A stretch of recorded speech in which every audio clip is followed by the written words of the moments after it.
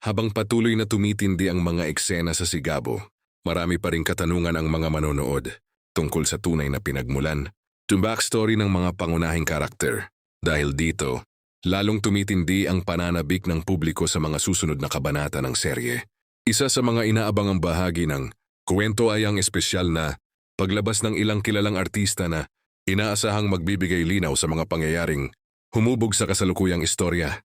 Pinaniniwala ang mahalagang papel ang kanilang gagampanan sa paglalatag ng nakaraan ng mga bida. Kabilang sa mga mapapanood sa espesyal na partisipasyon, sina Zanjoe Marudo, Rafael Rosel, Yoem Bascon, at Christine Reyes. Bagamat hindi pa inilalantad ang buong detalye ng kanilang mga karakter, inaasahang magiging susi sila sa paglalahad ng mahahalagang pangyayari sa kwento.